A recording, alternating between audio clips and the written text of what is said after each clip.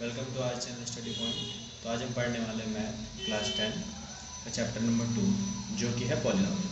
तो पॉलिनोमियल क्या होता है? तो पॉलिनोमियल एक इक्वेशन होता है, ठीक है, जिसके क्या होते हैं मल्टीपल टर्म्स होते हैं और वेरिएबल होते हैं, और जो किस चीज़ से मिलके बने होते हैं, नंबर और वेरिएबल से मिलके बने होते हैं। जैसे कोई भी आप ले लो, जैसे 2x² प्लस x प्लस 4, क्या है ये? पॉलिनोमियल, ठीक है। तो आपने 9th क्लास में पढ़ा था पॉलिनोमियल के बारे में, जो कि वन वेरिएबल में थे। 9th में आपने क्या पढ़ा था? वन वेरिएबल में पॉलिनोमियल पढ़ा था, और आपने पढ़ा था डिग्री के बारे में, ठीक है, 9th क्लास में। अगर आप भूल गए तो मैं आपको बता देता हूँ डिग्री के बारे में। डिग्री क्या होता है? जो हाइयर पावर होती है इक्वेशन में, जो हाइयर पावर होती है उसी को हम डिग्री कहते हैं। जैसे किसी इक्वेशन में 2x² प्लस x प्लस 4 है, इसी में वन वेरिएबल में, वेरिएबल मीन्स ये जो x है, जो वेरिएबल होते हैं A to Z तक, ये सारे क्या होते हैं? ये वेरिएबल होते हैं। और जो नंबर होते हैं वो कांस्टेंट वैल्यू, अभी आपको पता ही है, 2 4 1 से लेके इन्फिनिट तक होता है वो, और वो कांस्टेंट वैल्यू होता है। हम यहाँ पे वेरिएबल की बात कर रहे हैं। तो वेरिएबल के ऊपर जो पावर होता है, एक्सपोनेंट होता है, वो जो सबसे ज़्यादा होती है वही उसकी डिग्री होती है। जैसे इसके ऊपर कितना है? 1 है, और इसके ऊपर 2 है। तो 1 और 2 में से ज़्यादा बड़ा नंबर कौन सा है? 2 है। तो इसकी जो डिग्री हो जाएगी इस इक्वेशन की, वो डिग्री कितनी होगी? 2 होगी। जैसे एक कोई और एग्जांपल लेते हैं, जैसे 7u6 माइनस का 3/2 u की पावर 4 प्लस 4 u की पावर 4, उसके बाद है प्लस u माइनस 8, यहाँ आप लिख लो 3, ठीक है। अब देखो, एक चीज़ आप अगर नोटिस कर रहे हो कि सब में वेरिएबल क्या है? सेम है, एक ही वेरिएबल है। तो इस टाइप के इक्वेशन को हम वन वेरिएबल वाला कहते हैं। और अगर आपको इसकी डिग्री पता करनी हो तो डिग्री इसकी कितनी हो जाएगी? अब देखो, पावर सबसे 6 है, 4 है, 3 है, तो सबसे बड़ी डिग्री नंबर कौन सी इनमें से? 6। तो इसकी डिग्री भी कितनी हो जाएगी? 6 हो जाएगी, ठीक है। इसके बाद हम पढ़ने वाले हैं, जो इसमें हम पहला चीज़ पढ़ने वाले हैं, इंपॉर्टेंट टॉपिक है, वो है लीनियर पॉलिनोमियल। लीनियर पॉलिनोमियल क्या होता है?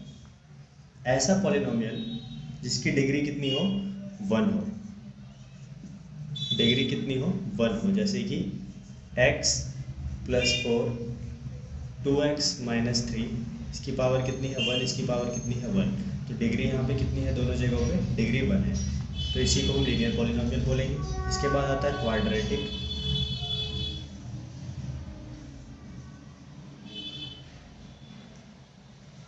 क्वाड्रेटिक पॉलिनोमियल, तो अगर लीनियर पे 1 था तो क्वाड्रेटिक में डिग्री कितनी हो जाएगी?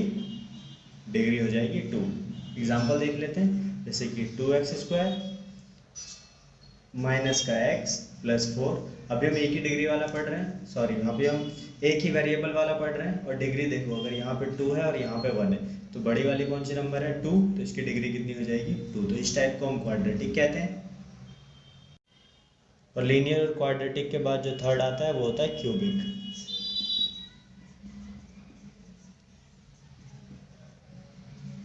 क्यूबिक पॉलिनोमियल, क्यूबिक पॉलिनोमियल में क्यूबिक देख के आपको लग रहा होगा 3, ठीक है। तो जैसे कि x³ है माइनस 2 है, तो इसकी डिग्री, इसमें क्यूबिक पॉलिनोमियल में डिग्री कितनी होती है?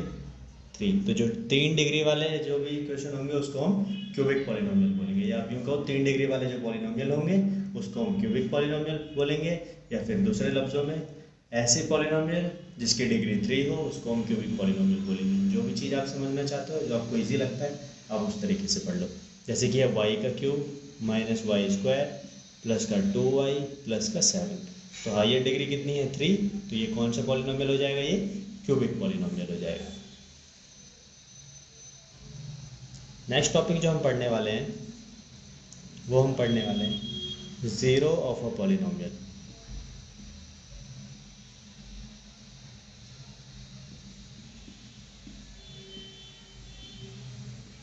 ज़ीरो ऑफ अ पॉलिनोमियल, जैसे कोई एग्जांपल लेते हैं, जैसे कि हमने माना px, कोई क्वेश्चन लिख लो आप, जैसे कि है x³ माइनस 3x माइनस 4। तो ज़ीरो ऑफ पॉलिनोमियल क्या बोलेंगे? यहाँ x की इस इक्वेशन में x की जिस भी वैल्यू रखने पर, ध्यान से सुनना आप, इस इक्वेशन में x की जिस भी वैल्यू रखने पर ये पूरा ज़ीरो हो जाता है, उसी को हम क्या बोलते हैं, ज़ीरो ऑफ पॉलिनोमियल बोलते हैं। ठीक है, उसी वैल्यू को हम क्या बोलते हैं, ज़ीरो ऑफ पॉलिनोमियल बोलते हैं। आपने 9th क्लास में भी पढ़ा था कैसे हम ज़ीरो ऑफ पॉलिनोमियल निकालते हैं। तो एक एग्जांपल के साथ निकाल लेते हैं। जैसे कि हमें दिया है px is equal to 2x plus का 3, तो आप क्या मानो, इसको ज़ीरो मानो आप, तो यहाँ से हो जाएगा 2x प्लस का 3 प्लस 3 है, इधर आएगा तो माइनस का 3 हो जाएगा, और यहाँ पे 2x, यहाँ से x की वैल्यू निकालेंगे, कितना होगा, -3/2। ठीक है, तो अगर आप यहाँ पे x की वैल्यू -3/2 रखोगे, देखते हैं x की जगह क्या रख रहे हो आप, -3/2, तो यहाँ पे 2 इंटू -3/2 प्लस का 3, 2 से 2 कैंसिल हो गया, कितना बचा, -3 प्लस का 3 कट के कितना हो गया, 0। तो आपको समझ में आया, x की जिस भी वैल्यू रखने पर हमारा इक्वेशन पूरा 0 हो जाता है, उसी को हम ज़ीरो ऑफ अ पॉलिनोमियल बोलते हैं। और ये आपने 9th क्लास में पहले ही पढ़ चुके हो। तो इससे आगे करते हैं हम। तो अभी हमने लिखा था 2x प्लस 3 का, उसका ज़ीरो ऑफ पॉलिनोमियल कितना था, ज़ीरो ऑफ पॉलिनोमियल जो हमने फाइंड किया था, ज़ीरो ऑफ पॉलिनोमियल था -3/2। ठीक है, अभी हमने निकाला था। इसके लिए एक फॉर्मूला भी है। अगर आपको the zero of linear polynomial निकालना है, लीनियर, अब लीनियर क्यों है ये, क्योंकि इसकी जो डिग्री है वो कितनी है, 1 है। डिग्री 1 होने की वजह से ये लीनियर पॉलिनोमियल है। The zero of linear polynomial अगर आपको निकालना हो तो इसका एक फॉर्मूला होता है हमारे पास। फॉर्मूला क्या है, पॉलिनोमियल अगर ax प्लस बी हो इस टाइप का, तो फॉर्मूला होता है हमारे पास -b/a। ठीक है, -b/a का मतलब माइनस b की जगह पे आप लिखोगे कौन सा, कांस्टेंट टर्म मतलब जो भी उसमें नंबर दिया है, वैल्यू दिया है, और a की जगह हम लिखेंगे कोफिशिएंट ऑफ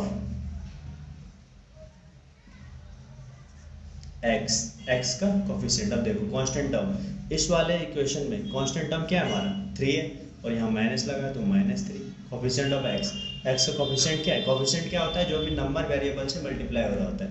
तो x का कौन सा नंबर मल्टीप्लाई हो रहा है, 2, तो ये हमारा कोफिशिएंट हो जाएगा। तो x का कोफिशिएंट क्या होगा, 2। अब देखो, अब यहाँ भी आंसर सेम है -3/2, और यहाँ भी आंसर सेम है -3/2। तो आप जिस भी मेथड से करोगे, ज़ीरो रख के, चाहे इस मेथड से, आपको आंसर सेम ही मिलेगा। तो इसी को हम ज़ीरो ऑफ पॉलिनोमियल कहते हैं। और जैसे किसी इक्वेशन को, जैसे कि कोई भी इक्वेशन है x² प्लस, कोई भी इक्वेशन ले लो, जैसे आप 2x प्लस 3, अगर ये y is equal to 2x plus 3 है, तो आप इसको ग्राफ पे शो कर सकते हो, ये आप 9th में ही पढ़ चुके हो।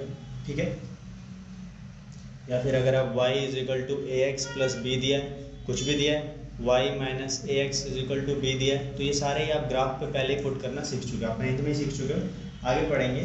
लेकिन इसमें मैं एक चीज़ पढ़ाऊँगा आपको। जैसे कि हम कोई भी क्वाड्रेटिक पॉलिनोमियल लेते हैं,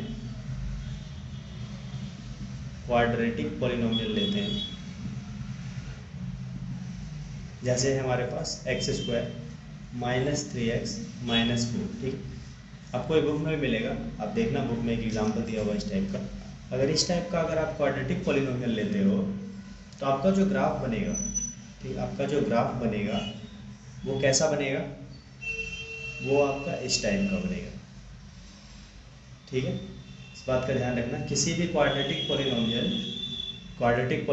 ax² plus bx plus c, इस पॉलिनोमियल में जो दो शेप्स ही मिलेंगे हमें, हमेशा दो शेप मिलेंगे। या तो शेप हमें मिलेगा अप साइड से डाउन साइड की तरफ, या डाउन से अप की तरफ, दो ही शेप हमेशा मिलते हैं अगर हमें किसी भी क्वाड्रेटिक पॉलिनोमियल को हम ग्राफ में दर्शाते हैं। ठीक है, आपको दो फिगर मिलेगा, एक अप साइड से डाउन और एक डाउन साइड से अप साइड। और इन दोनों शेपों को हम क्या बोलते हैं, या इन कर्व्स को हम क्या बोलते हैं, इन्हीं कर्व्स को हम क्या बोलते हैं, पैराबोला कहते हैं। क्या कहते हैं, पैराबोलास।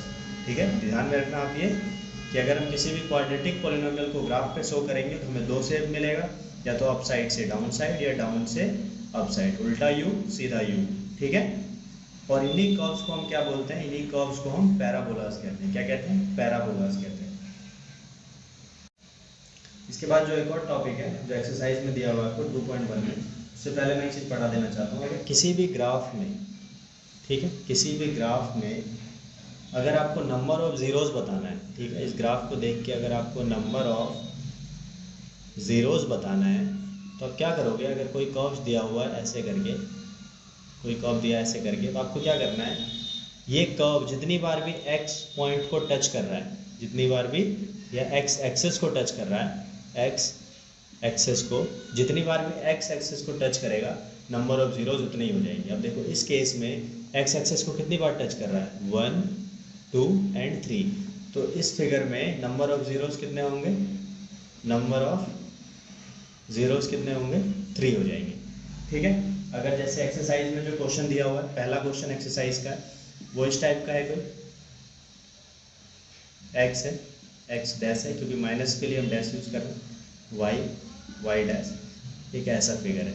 अब आप ध्यान से देखो, क्या ये लाइन x एक्सेस को एक बार भी टच कर रहा है, ये कर्व जो सीधा स्ट्रेट लाइन है ये x एक्सेस को क्या एक बार भी टच कर रहा है, नहीं कर रहा है। तो यहाँ पे जो नंबर ऑफ ज़ीरोज़ होगा, नंबर ऑफ ज़ीरोज़ जो होगा वो कितना होगा, 0 होगा। मैंने आपको क्या बताया था कि अगर आपको ग्राफ देखना है कि नंबर ऑफ ज़ीरोज़ ग्राफ देख के बताना है तो याद रखना ग्राफ जितनी बार भी x एक्सिस को इंटरसेक्ट करता है या उसको टच करता है उतने ही उसके नंबर ऑफ ज़ीरोज़ होंगे।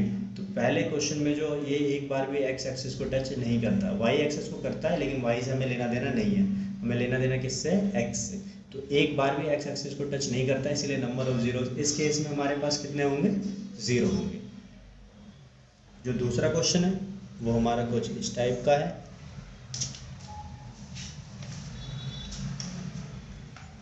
ठीक है। तो आपको एक कर्व ऐसे करके दिया है, ऐसे करके दिया है। अब देखो आप इस क्वेश्चन में नंबर ऑफ ज़ीरोज़ कितने होंगे, मेरे बताने से पहले आप खुद सोचो, ये जो कर्व है वो x एक्सेस को कितनी बार इंटरसेक्ट करता है, सिर्फ एक बार। तो यहाँ नंबर ऑफ ज़ीरोज़ जो होंगे कितने होंगे, वो 1 होंगे, ठीक है।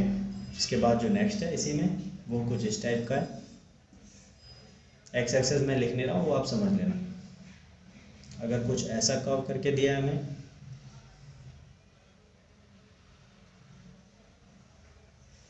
ठीक है, ऐसा कर्व दिया है, कर्व अच्छे से नहीं बना वो मैनेज कर लेना।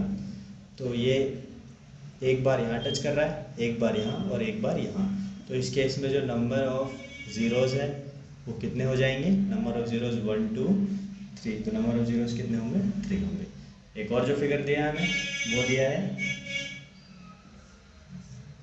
एक कर्व ऐसे करके है, फिर एक कर्व ऐसे करके है और देन ये ऐसे करके। अब देखो आप 1 2 3 4 4 बार टच कर रहा है x एक्सेस को, तो नंबर ऑफ ज़ीरोज़ यहाँ पे कितने हो जाएंगे, नंबर ऑफ ज़ीरोज़ इस केस में आपके पास कितने होंगे, 1 2 3 4। तो सिंपल है, आपको बस इतना ध्यान रखना है कि कर्व्स x एक्सेस को कितनी बार टच कर रहा है या कितनी बार इंटरसेक्ट कर रहा है। तो जितनी बार इंटरसेक्ट करेगा उतने ही उसके नंबर ऑफ ज़ीरोज़ हो जाएंगे। तो पहला एक्सरसाइज यहाँ पे ख़त्म हो रहा है, इसके आगे क्वेश्चन मैं आपको नेक्स्ट में पढ़ाऊँगा।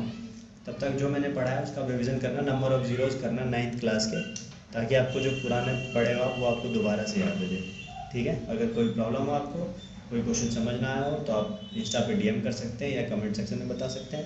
प्लीज़ चैनल को लाइक करें, सब्सक्राइब करें, शेयर करें।